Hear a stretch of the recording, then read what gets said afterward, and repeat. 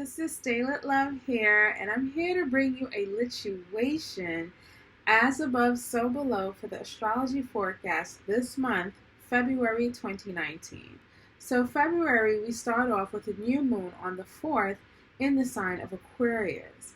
Aquarius is a very innovative, future oriented sign that is really about progressiveness and pretty much being your authentic self. It's an air sign. It has to do with the mentality of things, the higher mind, and kind of a genius energy. So, activating the new moon energy for this month, we're looking at a lot of things moving forward, the future.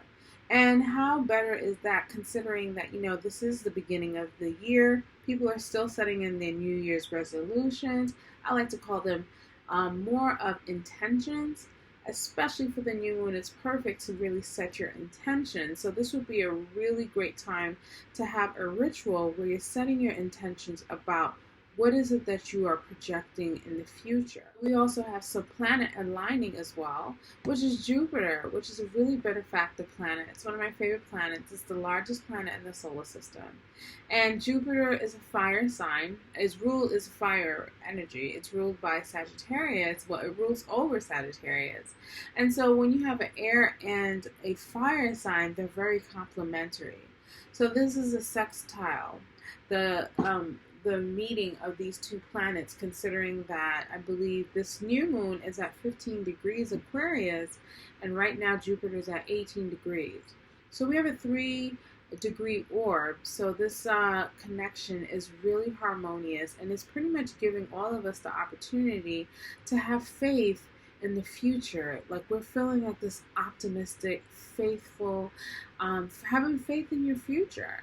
Past January, it's been a lot of Capricornian energy, and we still have a little bit of Capricorn energy here this month lingering. But with this new moon, it's just bringing like this lightness to the energy, to our emotions, to our instinctual awareness, which is how we feel.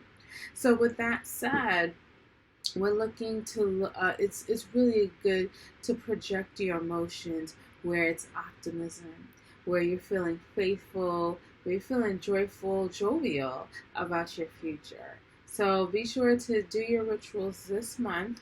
I would say a great technique is to do some visualization about your future that you're projecting. Meditation is always good. Writing down, like write a note to your future self, that would be really good. And make sure you include your emotions and how do you feel, and go big, go all the way big, because we have Jupiter really giving you all the goodies for what you want to set forth and intend for the future. So what we have next is that February 4th, we also have Venus entering Capricorn. So Venus entering Capricorn is really an interesting energy. And so with this energy, we have, it's like a really classic defining of what we value. We're valuing more traditional things. We're valuing commitments.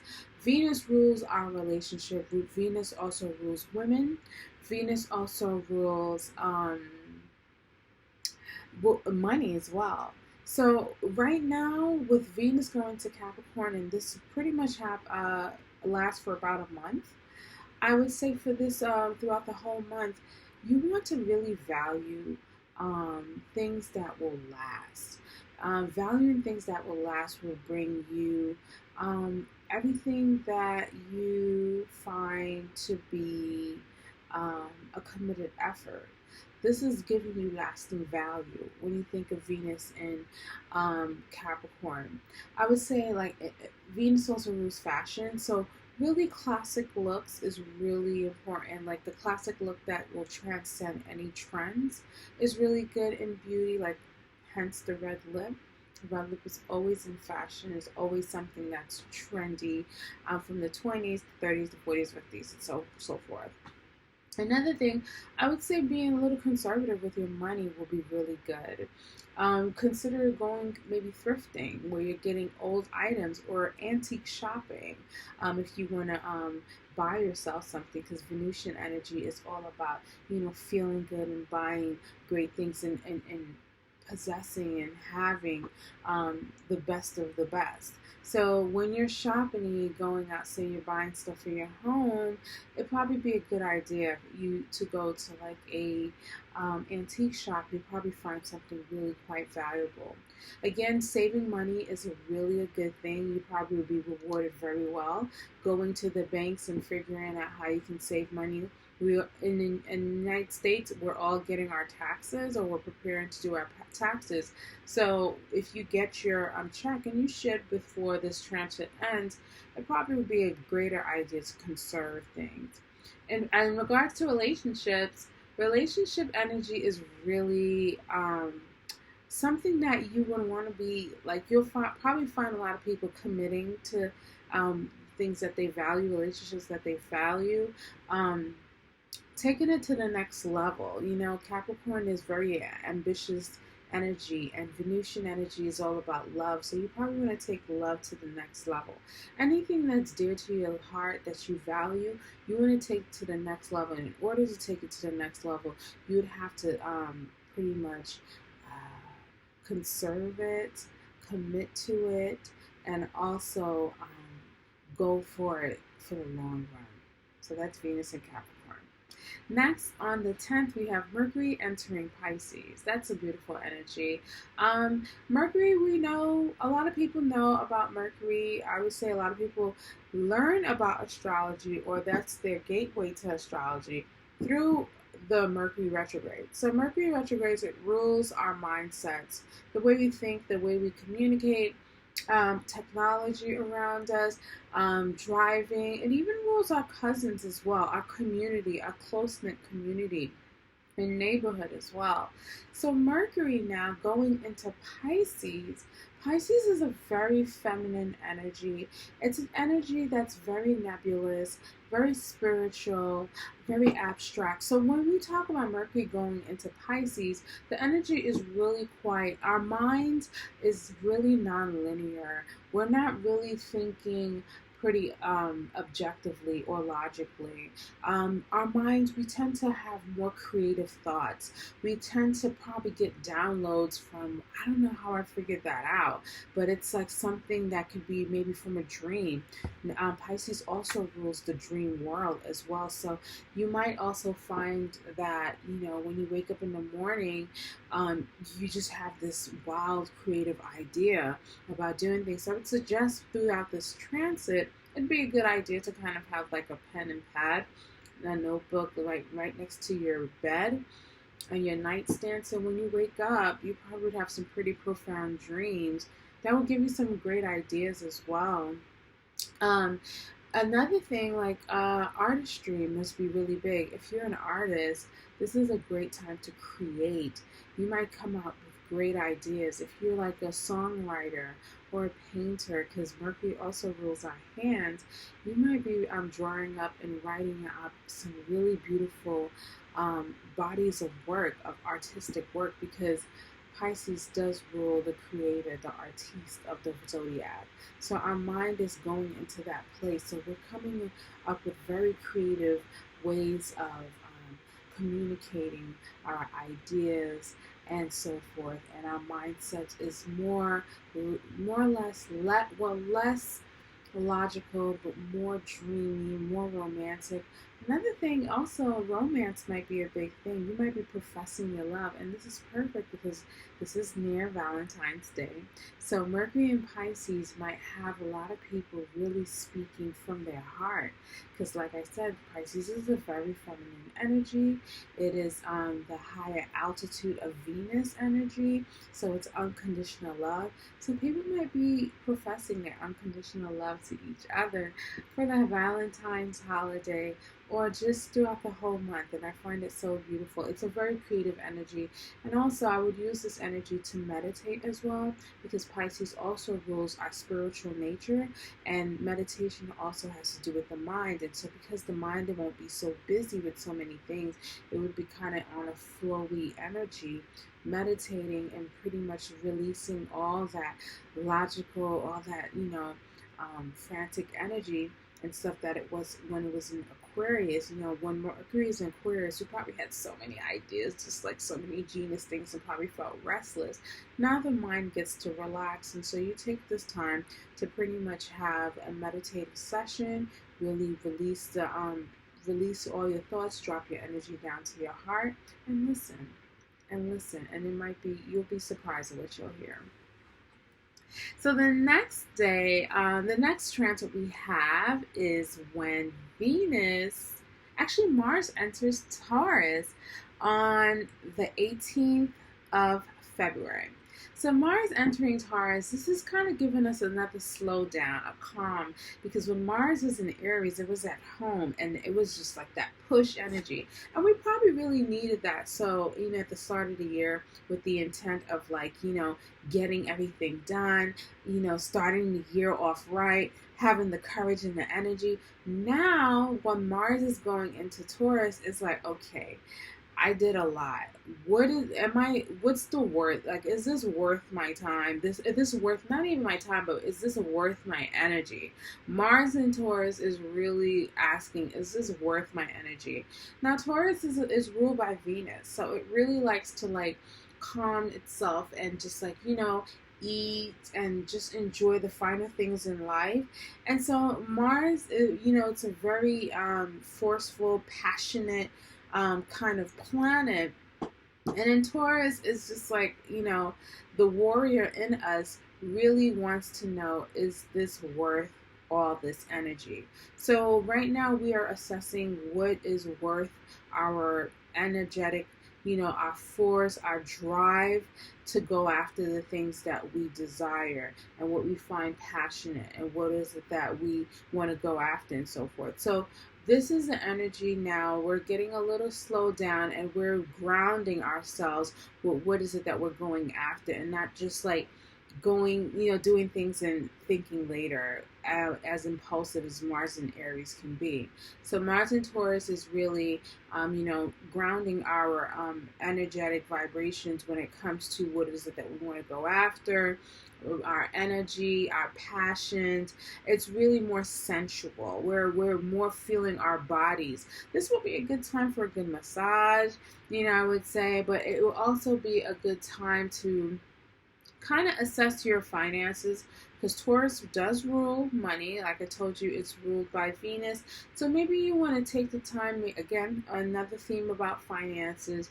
When in the States, we get our taxes, you probably want to assess and probably, put your energy towards that, and just check out what is it that you want to allocate money for certain things, what is worth your time. Taurus energy is about, self-worth. So, you have to preserve your energy, and that's all about self-care when it comes to, the energy that you put out there. So you need to really take accountability and be reliable, and easy does it. This is slow and steady energy. This is the slow and steady wins the race. So take your time towards what is it that you're going after, what is it that you're passionate about, and so forth, and always ask yourself, is this worth my energy? So next we also have on the 18th, Chiron entering Aries. Now, most astrologers don't really talk about Chiron. Chiron is a really interesting planetoid, asteroid. We're still trying to figure out what it is, but pretty much it's in between Saturn and Uranus.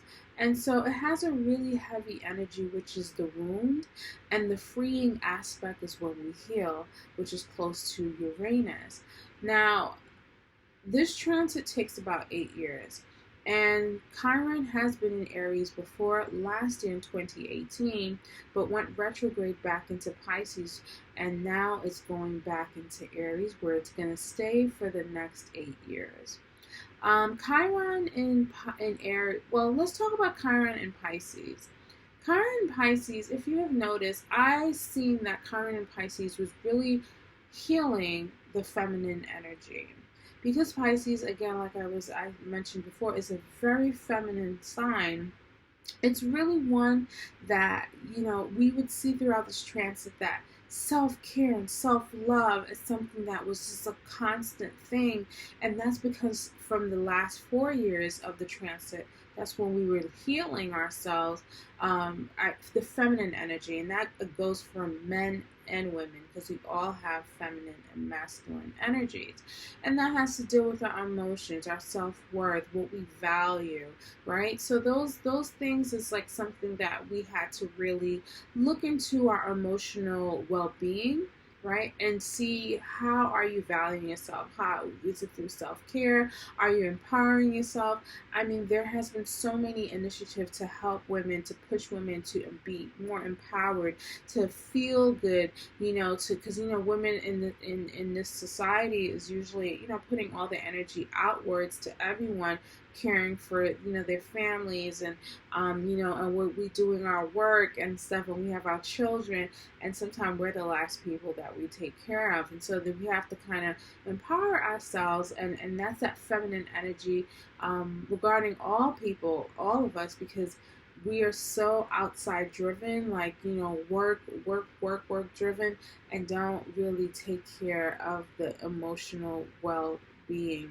So I would say from this whole transit, it really has healed the emotional wellness of the collective, of where we are. At least I would say we have really gained consciousness of the fact that, wait a minute, I have to take care of like the internal world as well.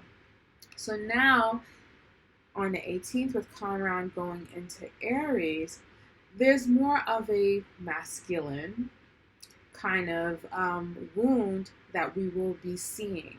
So with Chiron's transit, it's called the wounded healer. It's pretty much the mythology that comes with it is that there was a medicine man who shot himself, who had a bow and arrow. He was actually a centaur, kind of like the symbol for Sagittarius, half man, half horse, or half beast. And so he was more of a medicine man, an herbalist, and so forth. And his medicine, he shot himself in the foot. So it's like it's like he has the medicine to heal, but also it poisoned him. And he was unable to like really fix himself. And so that's the energy of Chiron. It's like a part of our chart. If you would do a natal chart reading of your own personal chart, you would see where Chiron is, and that's where you kind of have your personal wound. And it's with your intention is how you can heal yourself. And sometimes that would have to be something where it has to be a community effort, or definitely one that can help you liberate yourself in a way. So now back to Chiron being in Aries. Aries is a very masculine energy. It's very, go after, it's the first of the sign. It's very powerful. It's not powerful, but more or less takes initiative, takes drive. It rules the body, it rules the head, right? And last time Chiron was in Aries, I find it really interesting, was during the Vietnam War. And this is the first time we saw like the wounded soldier. This was the first time we saw like the real repercussions of war. We saw our men coming back, and they were wounded. And Mars and Aries energy is usually known as the warrior, as the soldier. So we were seeing the wounds of that. But at this right now with this transit, I think we're seeing how the masculine energy needs to heal. And I think with last year, with the Me Too movement, we've noticed how men of power have taken advantage of, their status with, all the allegations and the rape and everything that was going on throughout the whole Me Too movement. And we're all looking like, wait a minute, this isn't right, and this is something that's been going on right now. So I think that's the beginning of seeing the wounding of the masculine energy. We also have another buzzword that's going on, which is toxic masculinity. I attest that to Chiron and Aries, and that probably was happening when Chiron is in Aries last year. So there's going to be more themes that's going to really focus on the masculine energy of maybe driving, doing things too much, being so impulsive, just like that masculine energy. It's going to be some wounding, and it's going to be a gaping wound that's going to occur for the next 4 years. And I would have to say within 4 years after that, that's when we're going to start healing that energy. So how will you start healing your masculine energy? We'll look to your chart where Chiron is. And when I go through each sign, I will tell you where this wound will be occurring, and so you can get a head start and have a real awareness of how you can begin your healing process. So the next one, on the 19th, we have a combination, the full moon in the sign of Virgo. So Virgo is the sign of service. It's a sign of servitude. It's the sign of our health and well-being. It's the sign of our vocation, our day-to-day work, our lifestyle. These are the themes of Virgo. And so there's going to be a full combination, a wrapping up of those themes that was mentioned. And it's going to come to awareness in a real heightened emotional way. So you can probably find yourself maybe, you're ending a job, or you're ending a bad habit, so you can and so you can bring in a healthier habit. So the full moon in Virgo, that's going to be quite interesting, and we're going to talk about that when the full moon, when we get closer to the 19th. Well, I'll do a whole video about that. The next day, we also have the sun enters the sign of Pisces. So now the sun meets up with the Mercury, and so we're all in this nebulous, calm, relaxed energy, kind of delusional too. And I would have to say, even when Mercury in Pisces, there could be a lot of delusions, and from a macro level, we can definitely understand with what's going on around the world. And I must also say, Mercury in Pisces really gives me that media situation. So there could be a lot of deception in the media as well, because Pisces energy can really dissolve the truth, and no one knows what's going on and stuff. And that's kind of been the theme with news on a macro level of what's going on. So we probably would see more of that and heightened illumination and awareness of this, or the creation of it, when the sun goes into Pisces as well. Now, Pisces is a very spiritual sign. It's a sweet sign, and I think it's one time for me. I love to travel around this time. Like I live in New York City, so it's the dead of winter, right before the spring happens. Fares are really cheap and stuff wherever you want to go around the world, and so when you are doing with the sun in Pisces, it's like such a good time to retreat, because it's right before, the new beginning, when Aries season begins, where pretty much this is when, spring starts and things starts to blossom. So this is the end of the winter. This is the ending of the cycle, the zodiac cycle, and so forth. And it's a time to relax. It's a time to rest. It's a time to rejuvenate yourself. It's a time to heal. It's a time to love. It's a time to create. You might want to you might probably have cabin fever, so you're probably inside a lot, and you just want to create something that you can launch the next season. So look out for the sun in Pisces, where you'll feel this creative, nebulous, relaxed energy. But beware for the delusions that may come around, or you might want to sleep too much, or probably drink too much, because Pisces energy can kind of create that vibe. I mean, just think of St. Patrick's Day. That's around when when that's in around Pisces season, and we all know St. Patty's Day, you get a lot of drinking. So yeah, look out for Pisces season. It's gonna be a good time. And so let's move forward and let's start the forecast for each sign. Leo. So we're starting the month with such a great bang, and it just goes along with the theme of Valentine's Day being the major holiday of February, as the Aquarius new moon on the 4th is activating your seventh house of relationships. You will find that you'll be developing or initiating some new unique feelings about your future relationships. Something big is emerging, especially that you have Jupiter sextiling this new moon. So there is some opportunity to gain a lot. You feel really optimistic about who you're connecting with. There's a huge growth and enhancement when you are partnering with others, be it within your relationships, personal relationships, and also business. That same day, we have Venus entering Capricorn, and this is within your 6th house. So what this means is that Venus is what we value. It's money, it's beauty, it's love. And Capricorn is what our committed efforts and climbing the ladder and status and constrictive efforts and reserving ourselves and preserving ourselves. And this is happening within the 6th house of vocation, of health, wellness, and creating that work-life balance, your lifestyle, and even your pets. So what this all encompass or creates an energy that you will be valuing your health routines much more. There'll be a focus on that, and in fact, you'll be attracting more health ideas, health regimens that you can stick to, and some sort of work-life balance that satisfies you that you can also do for the long run.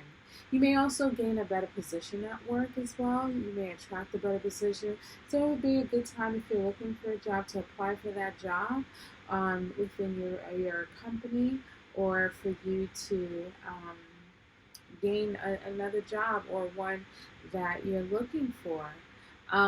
This means that your job, whatever you find right now, will be very stabilizing and will have a long-lasting value for you as long as you remain committed. You committing to a healthy lifestyle can really stick.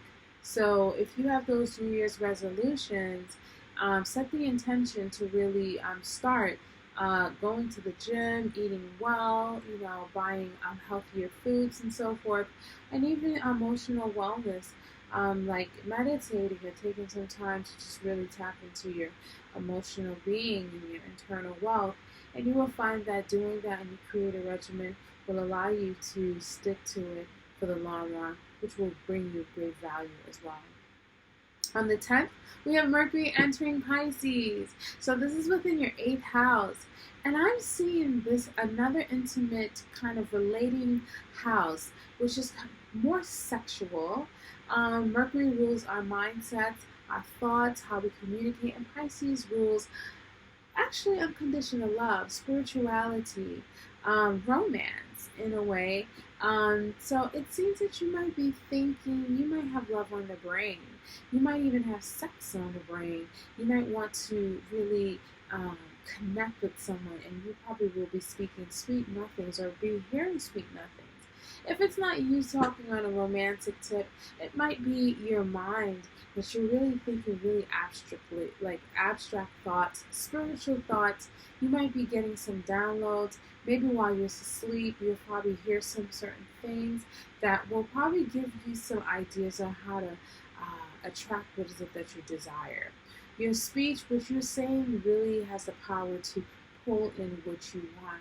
So speak all that you desire and love. On the 13th of February, the day before Valentine's Day, we have Mars conjuncting Aries, and this seems to be occurring in your 9th house. Mars conjuncting Aries is a really electrifying energy. Some sudden shock, so something that's going to you're going to want to have this sudden shock in doing things, maybe something within though, like a new belief system that's just going to rock your world and so forth. Or you might find yourself suddenly traveling. That could be one thing that can occur as well. So look out for that, February 13th, which is 3 days, which can happen around 3 days prior to February 13th, a few days after. On the 18th of February, we have Mars entering Taurus, and that's within your 10th house. And we're looking at how you're initiating, how you're going about the energy, Mars, right? Initiation, Mars. Enters Taurus, which is Taurus is like really about how you are valuing certain things. And there's great value on the actions you take when it comes to your ambitions, your goals, your achievements you want to set, and within your career and your overall status here. You'll be initiating career aspiration that you will find valuable, and you will have the staying power and reliability to make more money as well. There's things about climbing the corporate ladder here and stabilizing your finances that you make from the work that you do. Then also the same day we have another major transit of Chiron entering Aries within your 9th house. Now Chiron is the wounded healer, and in Aries it's an energy that has to do with how you identify with your wounds. So Chiron is going on for about 9 years, so you might not feel the sudden energy, but be aware. I feel like just awareness of knowing what's going on, it can help you quickly heal where you don't have to stay on the side of wounding. Especially that Aries is a very fast energy, and the 9th house is also a fiery energy that is ruled by Sagittarius. So you have all this fire combination, including your fire, Leo, that can help you really transmute and transform any wound into a healing aspect. And how you're doing this is the way you're gonna find the wound of how you identify with certain beliefs, truths, philosophies, and probably even foreign people. How you relate and identify to higher education. These are the themes that you will have that you need to look into that will help you transform into the healing aspect, and for you to, go through and evolve into within this 8-year transit. The same day, you also have another conjunction that's happening, Venus and Saturn in Capricorn within the 6th house. So there's something that's really solidifying that day, either 3 days before or 3 days after. Venus conjuncting Saturn in your 6th house is really alluding to long-lasting job opportunities and committing to the work you value. So look out for that. And not lastly, on the 20th, we have the Sun entering Pisces in your 8th house. So again, all the things that you've been thinking about when Mercury entered Pisces, intense thoughts of intimacy and connected. Now there's going to be a sexual illumination, intense illuminations as well, deep ones, and some psychological things. So there's going to be some sort of transformative energy. You're going to feel quite powerful as well when the Sun enters Pisces on February 20th. So look out, Leo. And lastly, you have on the 22nd, Mercury's conjuncting Neptune in Pisces. And so you're going to be really saying what is it that you're going to desire. This is the day that you really want to speak what you find powerful, what you desire, what you want to gain. Your mind is maybe also on some money, on what is it that you desire. So, you might find yourself writing poetry, writing checks, or,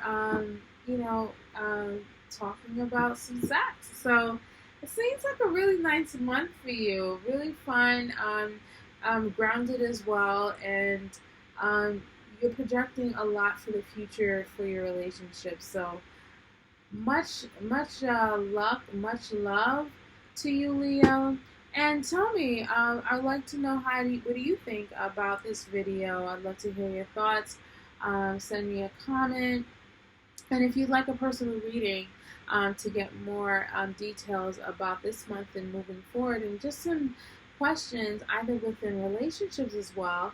I offer synastry readings where you and your partner can check out how you guys really vibe, and also illumination reading of your natal chart analysis that will give you a deeper insight of your core energy. You can visit StayLitLove.com for more information. You can find all that information down below. And be sure to follow me on Instagram. I'd love to connect with you and so forth. And always stay in love.